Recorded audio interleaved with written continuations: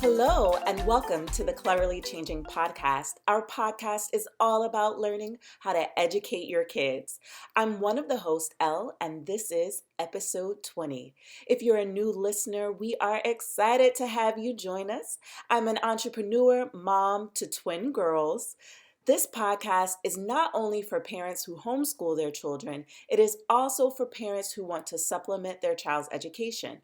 Our goal is to provide you with encouragement, insight about African history, and support as a parent and home educator. New episodes are uploaded bi-weekly, so please remember to subscribe and share. Today's African proverb it's a Swahili proverb that says, little by little fills up the measure.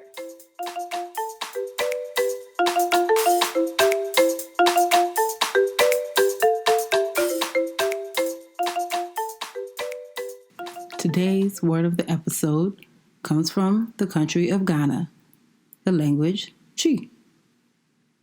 Abusia means family.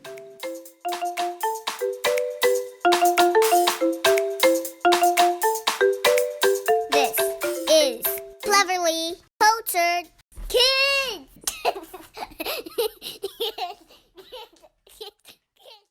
Welcome to Cleverly Cultured Kids. We are talking about confidence and kids today, and we're talking about the best ways that kids can connect with their parents. So we have our Cleverly Cultured Kids here, and we're going to ask them some questions and see what they say. So, ladies, the first question is, how can kids become confident? What are some ways that kids can build their confidence? I'll start with you, Amira. Doing stuff on their own. So what type of things would they do on their own? Like going to stores, if you feel comfortable enough with that. And then going to stores on your own, So walking around the neighborhood alone. While your parent lets you like go to the grocery store and get the groceries, is that what you're talking about? Something like that? Yeah, a little bit. So if the parent, and that's something that we do, like I'll drive to the grocery store and I'll let my daughter go and pick out groceries for the family, and I'll give her money so that she can pay. So that definitely is one way, because that's one skill that you'll need when you're older. What's another way?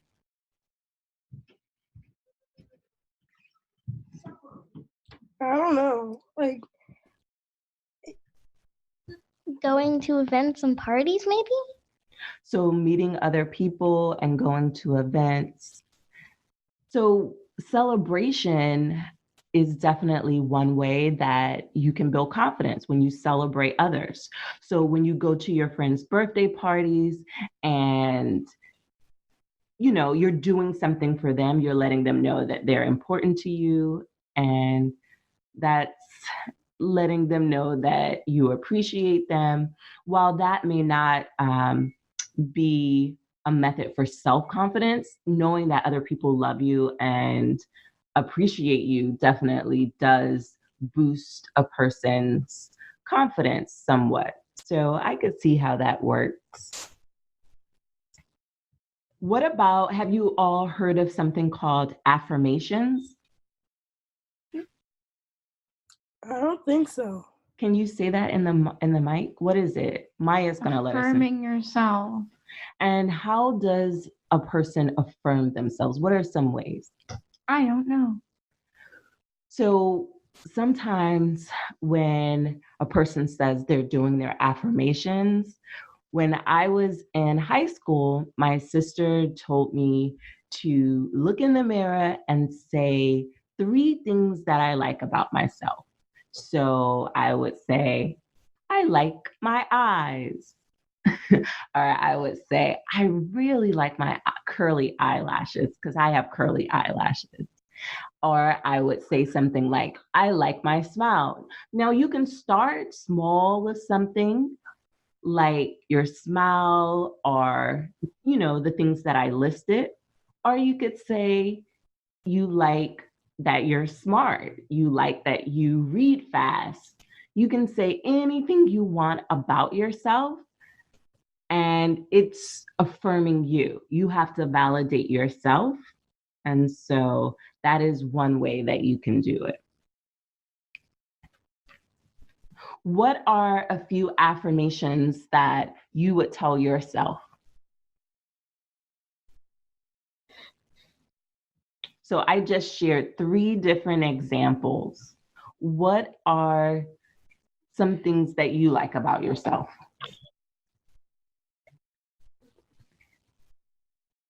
I don't know. You don't know? Okay, so how about we say one thing that you like about each other? So I'll start with you, Amira. I like your confidence. You seem like you know exactly what you like. Like, the type of things that you really like and the things that you really don't like. So you seem sure of yourself in that way. And I like that about you. I also like that you're funny. You make funny jokes and you like to sing and dance, and you're fun to be around.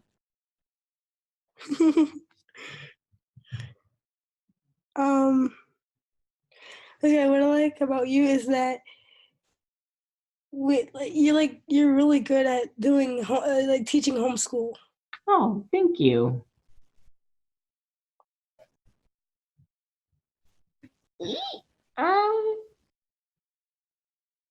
You're cool. All right, I want you to say something about your sister. What? She nice. Really? What does Yeah, you're nice. What You're the? nice. You're nice too. Okay, something a little bit more than you're nice. Okay. What? You're fun to be around.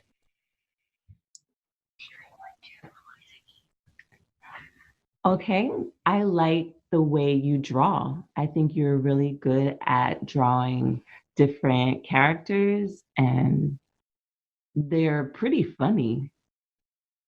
The characters that you draw, they're comical. So I like that. You never ever seen my sketchbook. Oh, but I have.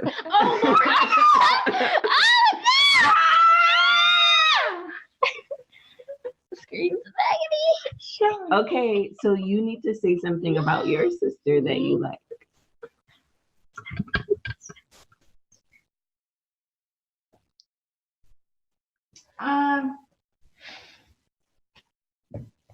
She makes a lot of jokes and she knows most memes in existence. And I'm not sure whether that's a good thing or a bad thing, but yeah. Not really. I do know a good amount of memes though. Stonks. Yeah. You stonks. Okay, so tell Amira one thing that you like about her. I did though.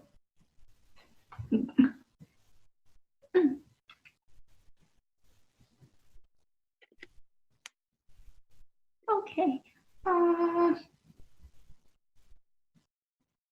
Well, like, you're really nice to other people. I'm not good at giving compliments. Okay. So yeah, so those are some ways that you can affirm people that you know by telling them compliments. And giving your friends compliments, it feels good. At first, it feels kind of weird. I'll admit, when we did it, it was like, oh, I'm really put on the spot and you're asking me this personal question. So at first, it felt a little weird. Did you guys feel weird at first sharing that? I feel weird. Actually, go ahead. It's just not something you do often, so it's a little weird. Right. Extremely generalizing. But it's good to let it's good to let other people know the things that you like about them, because getting a compliment, it usually helps you feel better. It makes you smile. And so doing something nice for someone else is a positive experience. And not only does it help the person feel better, it can help you feel better too. So that's something that we want to do more often. All right. The tea. So The tea is what's spilled.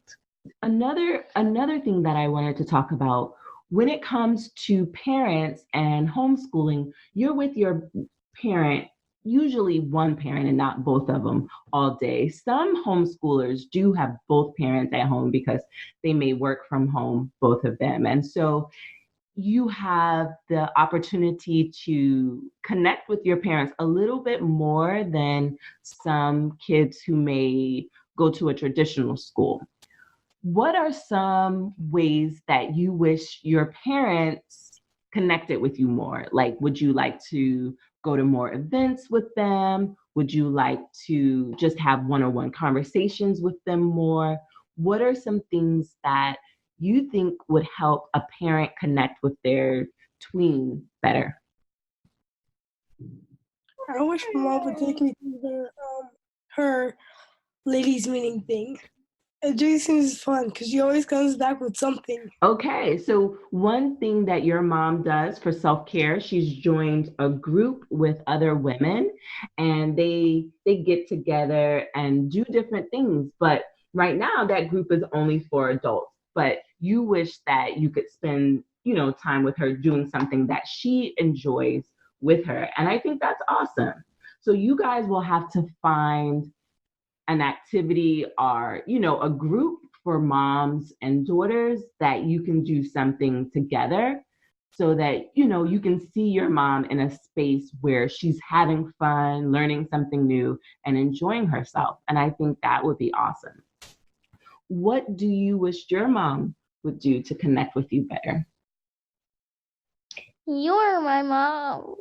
I know that I'm your mom. So why are you phrasing it in third person? Okay, well, what can I do to connect with you better? I don't really know. I don't know. What about mom and daughter dates? Like No, please no. Going to watch a movie together? You wouldn't want to do that? Oh, No, not really. That's not even a talking thing. That's really not. You're just watching a movie. Well, together. true. It's not It doesn't talking, so it's necessarily give, fine. any reasonable information. You don't talk to each other. You just watch the movie. So what would you like to do? Well, for one, please stop looking at my sketchbook. Thanks. Okay. So you and I have actually done something together. Do you want to share what we did and if it was fun?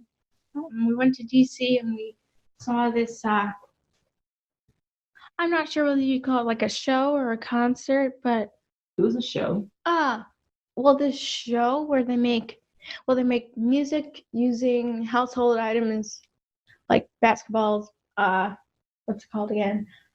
A garbage can or a dustbin. Do you remember what the show was called? Stomp, I think. Yeah. So she and I went to a play. It was a performance at the National Theater in DC called Stomp, and we got to spend some time together. So going different places with your kids and your parents, so the kids going different places with their parents, can be an enjoyable time where you can connect with each other. All right. So do you have any other suggestions? Maybe going out to lunch or dinner together? When we went to the show, can you tell us what you liked about it that, because it was just you and me?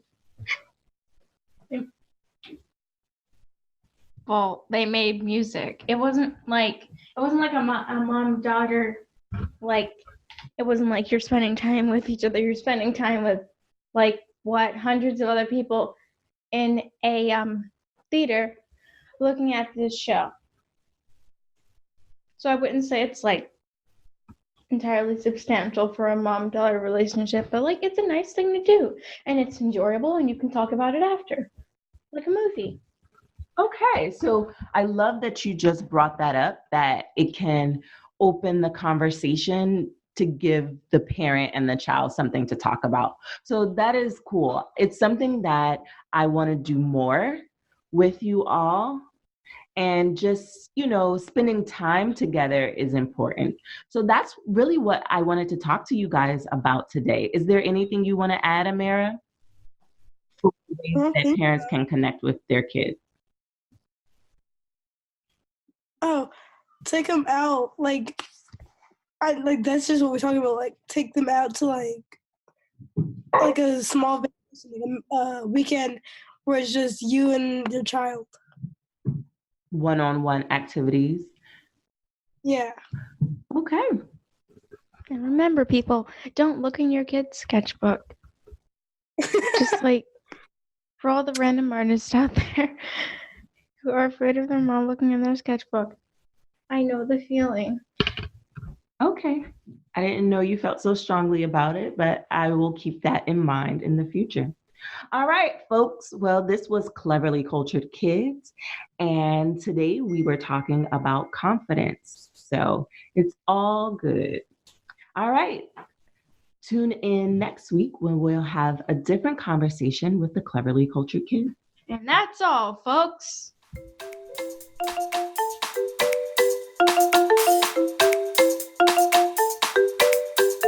This is the grown folks section of the Cleverly Changing podcast.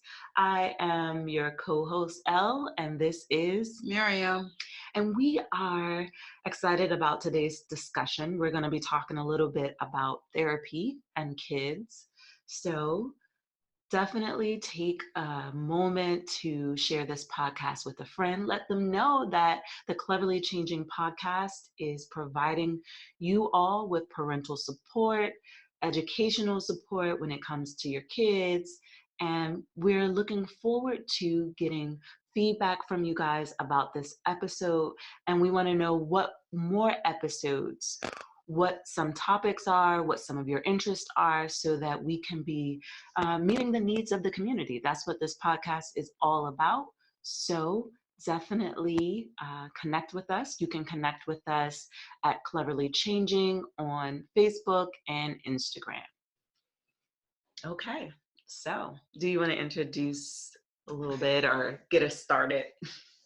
Okay, so today's topic, we're just going to discuss the idea of therapy for young people, speaking with a counselor or a psychologist about life or whatever's bugging them, getting them down, confusing them.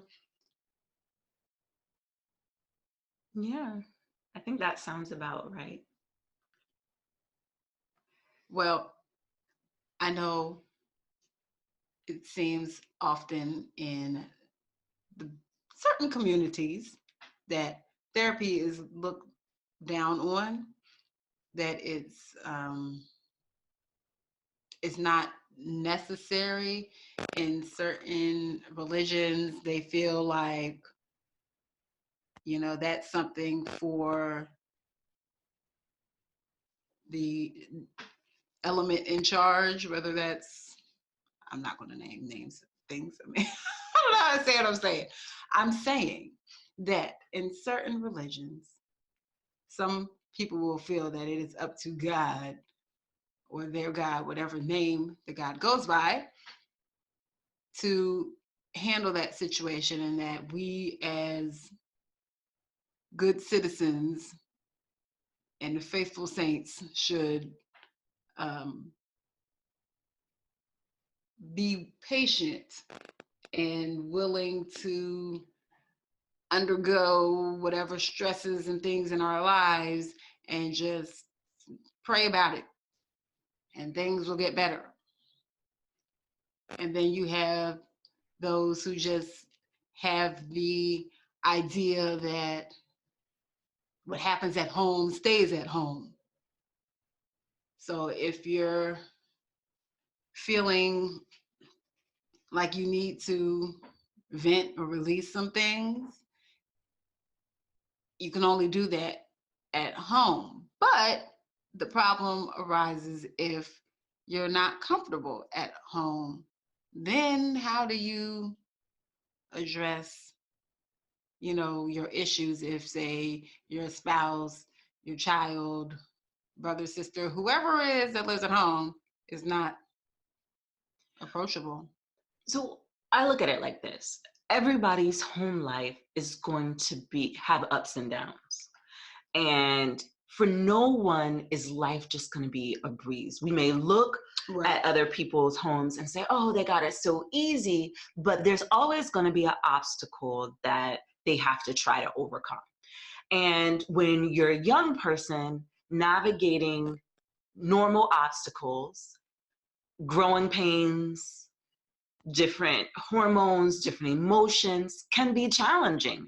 And so you talked about PC in certain communities that therapy isn't something that they look to. However, we're having this conversation to say, if you need to talk to someone outside of your parents, then that should be okay, because they're going to have an objective viewpoint and they're going to be able to be on the outside kind of looking at what you're saying face value, to be able to determine how how to talk to you about it, not necessarily to always give you advice, but sometimes kids just need somebody to slow down and listen to them and take it all in with no judgment, no judgment zone. When it comes to children, I think it's a little bit more, you got to be a little bit more careful because they are young. They have not lived that long, and so they're still learning how to manage societal situations, how to manage their feelings, how to manage their interactions with people at home and school and authority figures. And so it helps to think as an adult. We sometimes have issues with these things, and we've been around for a while. Right. So if we in our 30s, 40s, 50s, 20s, however old you are, if you've had any times in your life where you just really felt beat down and you just couldn't figure it out and you were having a really rough time, imagine having some of that same stress at 10, 11, 15 years old. It requires a little bit more finesse, and it may not require you, the parent. I think the parent, you have to be delicate when it comes to the situation. And I think the same way that you grew up and the same type of situations and challenges that you may have had growing up, your kid may face them times 10. It's just not going to be the exact same. And I think when you put social media in the mix, it just really changes things. Darn internet. Right, the internet as a whole. And so I think that having opportunity where kids can talk to a therapist or a counselor just to make sense of it all. Sometimes life can be overwhelming to kids, and you just sometimes need to slow down, because many of us, we overschedule our kids, which we are not even masters at multitasking. But we all of a sudden will tell them to do 5 and 6 things, and then expect them to do those things and manage their emotions, tell us how they're feeling, and be quiet when they need to be. It's a lot to handle, and their minds are growing and they're developing, and they don't always have the answers, and they don't always know how to put their emotions in check. And so by providing them with a healthcare professional, that may be a therapist or psychologist, you can give them the tools they need to help them cope with life in better ways than you can ever imagine. Many schools have counselors, social workers, and therapists to provide another level of attention that is helpful when you're going through adolescence. Adolescence is not easy. Mm-mm. So it's important to take that time and evaluate. So whether you're a homeschool parent or your kid goes to public or private, whatever kind of school your kid goes to, slow down, look at your kid, pay attention. How are they navigating the world? Do they need to talk to somebody else that's outside of your house?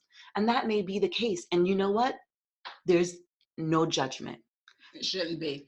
But I will say that a lot of the time we may be open to the possibility of that, but you may think that your insurance doesn't cover that.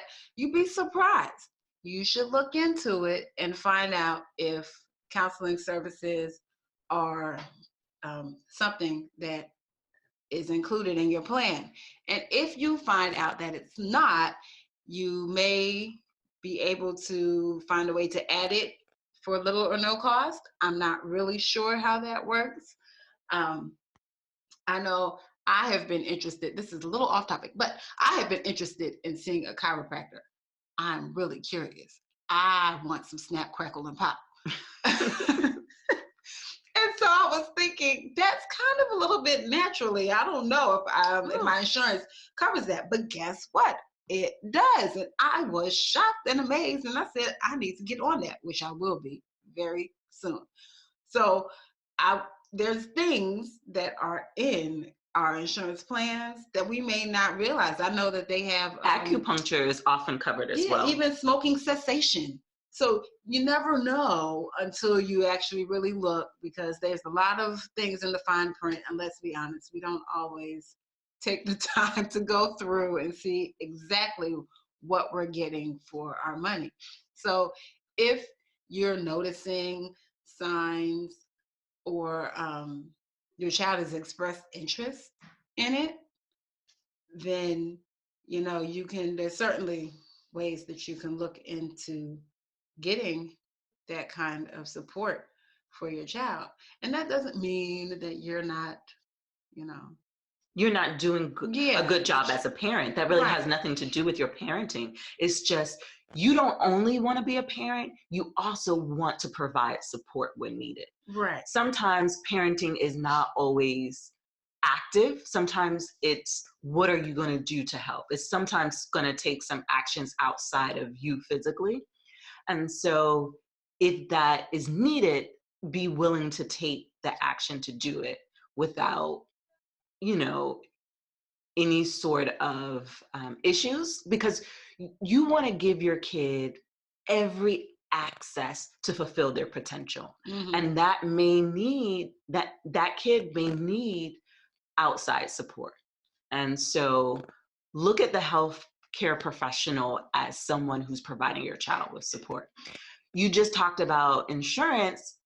Sometimes you will need to take your kid to the pediatrician, and the pediatrician may need to provide a referral. So that's something, if you think this is something that could be helpful, and really it could be helpful for anybody, like if the thought even crosses your mind, definitely talk to your child's pediatrician and get a referral, because it's not going to hurt.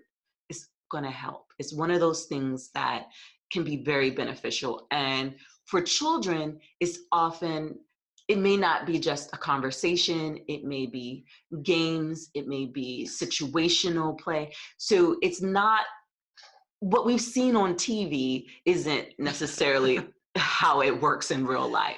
Sitting on the sofa. Right. It can be like that, but that is not, it's not a one size fits all type of situation. I wouldn't imagine that would be how it would be for children in general, because they're children. They do things a little differently. So I'd be surprised to see the typical setup that we think of from the TV and the movies for a child. I can see more, like you're saying, some toys, a basket with some puppets and stuff, some interactive action going on there, and not just have a seat, look at the back of my clipboard while I take notes. Yes. You know, Spill the beans. right. So, the point of this conversation is to encourage parents to think outside of themselves and get your children, provide the support and care that they need, even if it's beyond you.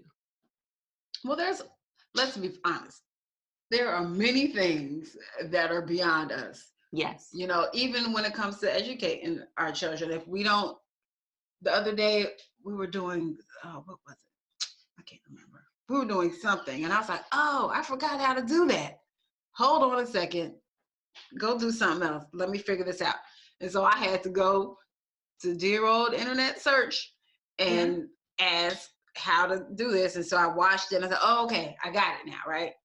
So everything isn't something that we can handle. I mean, it's just like hiring a tutor.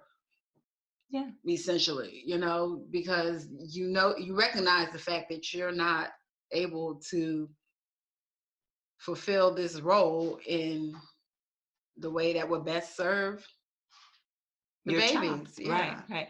I think in podcast number 18, we talked to Eva, and Eva was talking about how she hired tutors. She talked about specifically for physics. And I think it's very important for us to understand, yes, we have a great tool with the internet, because there are YouTube videos for almost everything. And I know for me, when I have an issue or something that I don't understand, I often go to YouTube first. But I've also found some apps for like math, and they help me by showing me, how things are solved, the steps. And sometimes that can come in handy. So utilize the resources that are at your disposal so that you can not only give your child a good education, but you want to give your child a great education. I'm sitting here thinking, so what if one of my babies came to me and said, hey, mommy, I want to go to a counselor. No, but I'm pretty sure I'm okay with that. I think it's a very mature thing for a kid to say. I think it takes, for whatever reason they would say that, that's a level of maturity and intellect that is amazing to me. Yeah, that's a very inward-looking child. Right. I was thinking of the word introspection. What is it? Introspective? Yes. That word. That's a very inward-looking child. So I have a friend who has 2 boys. And the oldest boy, I remember she was telling me that her oldest used to be left-handed. And I was like, wait, used to be? And then she said, yeah, he started out doing everything right left hand. And then probably around by the time he was 4 or 5, he was right-handed. And I was like, that's interesting. But then I started thinking about her son's character. He's very reserved and observant. And I said to her, because my oldest son, he's left-handed. And that's how I learned this. So I was thinking, is it that because he's so observant, he peeped everybody else is on the other side and said, well, maybe I'm doing something wrong, and decided to join the right-hand club and got to working on the right side. I don't know, but I thought that was really interesting because she said he used to be, and it wasn't like, when they're toddlers and, they're waffling or whatever. No, she said he was clearly left dominant, and then one day he wasn't anymore. I thought that was really interesting, but he's a very observant little guy, and he pays a lot of attention. And in my mind, he's one of those old souls. He's been here a couple times, and he's just All right, y'all. He's really laid back. He's really sensitive. He's such a sweetie. I love him to death. But I think, when the children are very aware, Self-aware. that they're probably, they can be a little bombarded with sensory information, with physical activity, with interacting with people. And if that's, your child, it may not, I'm gonna say it may not, that doesn't mean there's something wrong with them. No, But that may signal that they need a certain kind of outlet to help them learn and the process. skills to manage and process these types of interactions that are going to continue happening for the rest of their life. You mean just going to the grocery store or putting gas in the tank? These are all, and the gas pumps now have these screens that pop up like TVs. Yeah. I can't tell you how many times I have jumped out of my skin because all of a sudden the pump started talking because I was not ready for it.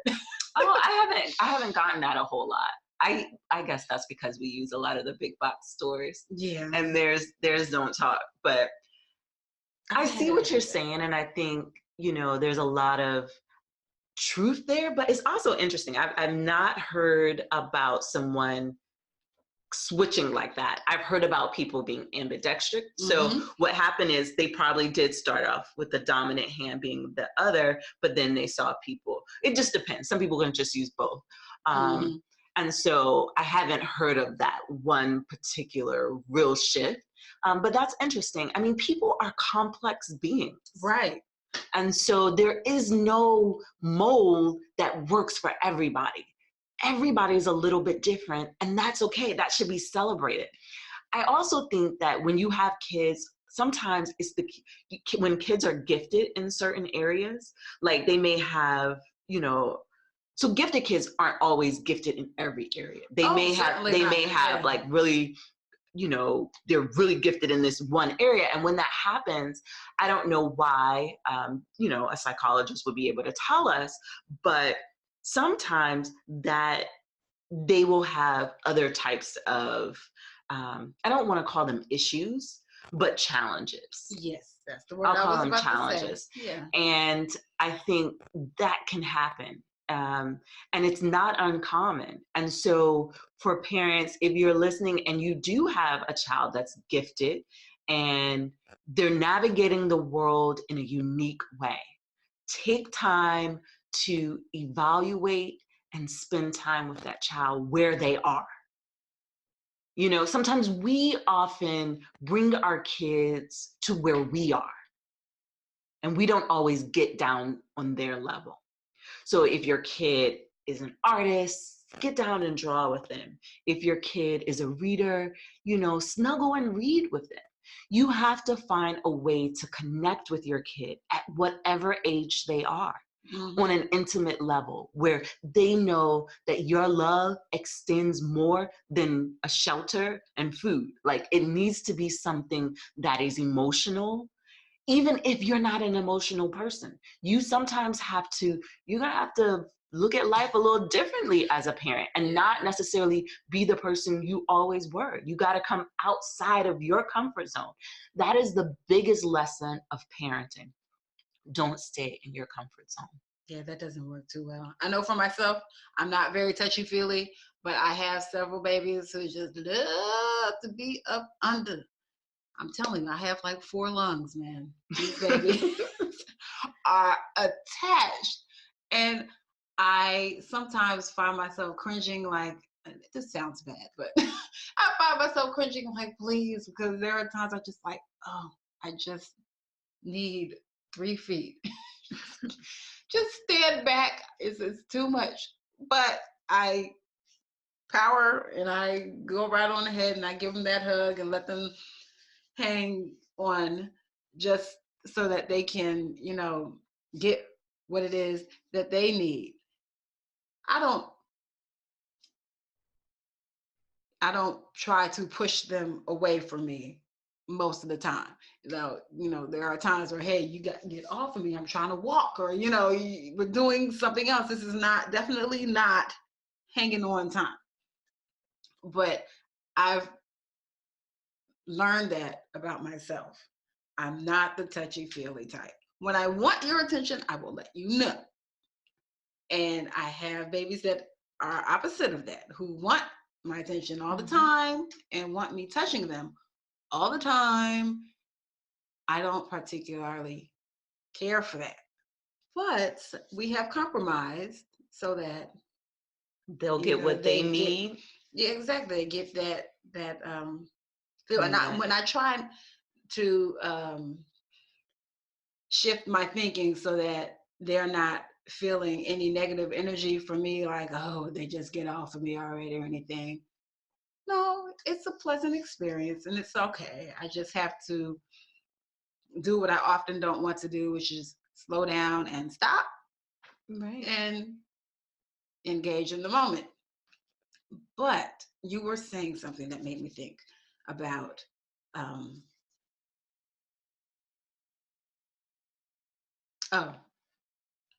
creating healthy behaviors.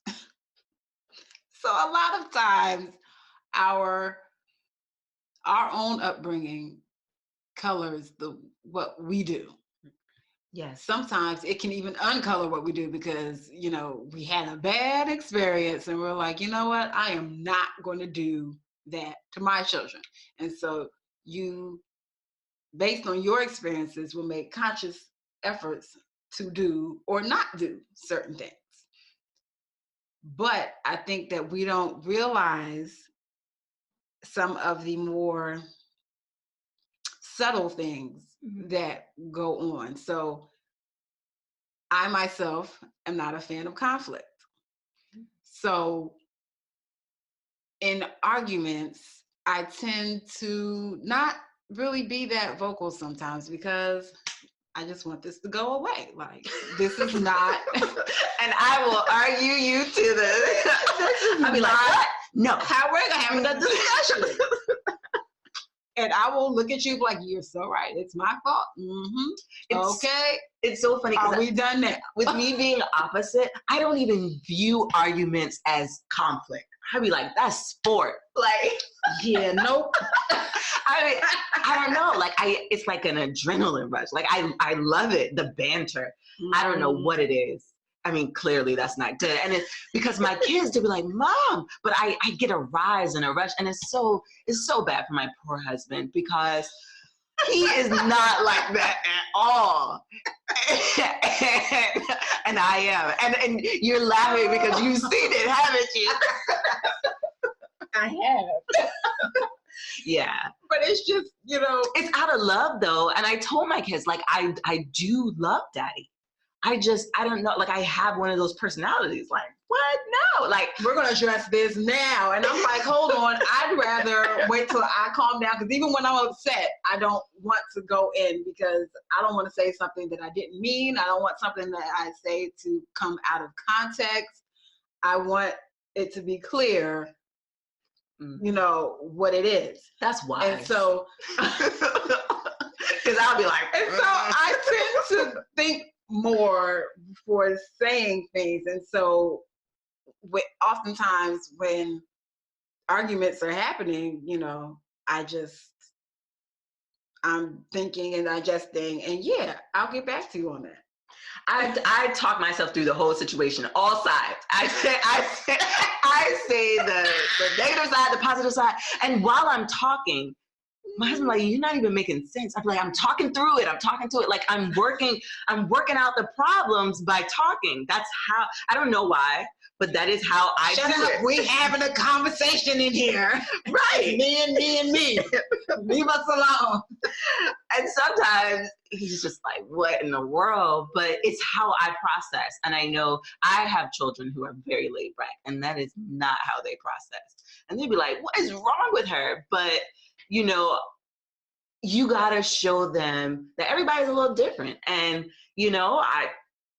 I I have that in me. Well, so you embrace it, but don't abuse it. You know what I'm saying? Well, between that and the fact that I guess the point that I was getting at was that, there are healthy behaviors and unhealthy behaviors. And sometimes I think, it's a fine line. So I am pretty sure that some of my conflict/argument avoidance is not necessarily healthy. Yeah, on the healthier side of the bar. But I think in other situations and times it can be. And so I said all that to say that the therapist or counselor can offer some healthy options for how to deal with sadness, anxiety, depression, control issues, traumatic things, just ways to process things, how to rewrite your own story, if that's what it comes down to. There's just a lot of things that we do that we may or may not have learned from our parents, and they may or may not be healthy ways of dealing with things. Right. And so it can be extremely helpful for a young person to learn better habits for interaction with other people and with themselves from a professional. Yeah. And you know what? If that is not an area where you feel competent, or even an area that you feel like you can truly handle it. So even objective, because that is a big part of it. Yeah. Can you be objective and be on the outside looking in? That's kind of hard sometimes. It's very hard. And I think sometimes your kids show you only one side of them because you are their parents and you have expectations that they are fully aware of. Mm-hmm. So they may not be comfortable around you to be their complete selves at times. And so if that is the case, you have to be willing to look at other options. That's all we're saying. Just be willing to look at other options, and it's okay to ask for that outside support because it's there for the taking. It's available, and it's more likely than not going to be very helpful. And so go for it. That's what I would say.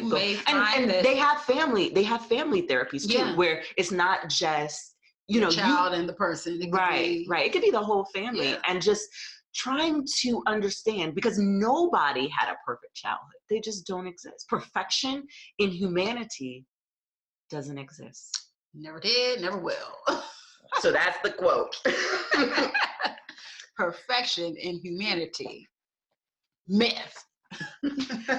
So I think we should be wrapping this up. Okay. Oh, let me throw this in. Added bonus. You may find that your relationship with your child or children improves just because they are learning more things.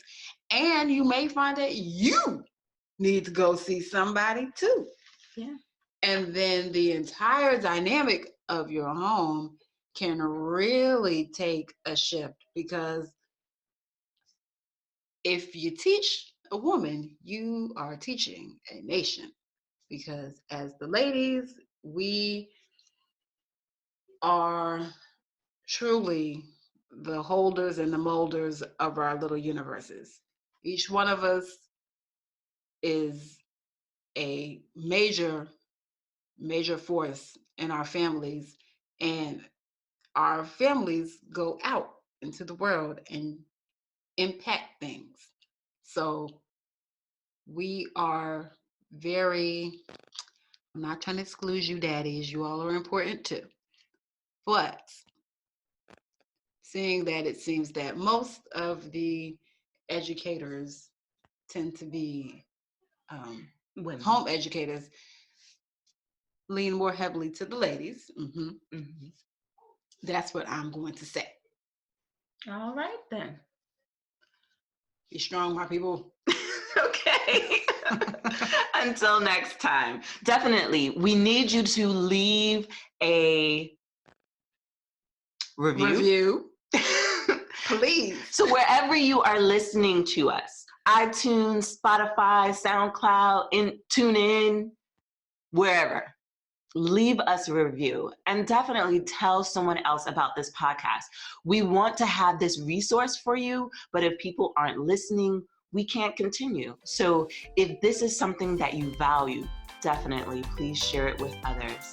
And we appreciate you. Sure do. All right.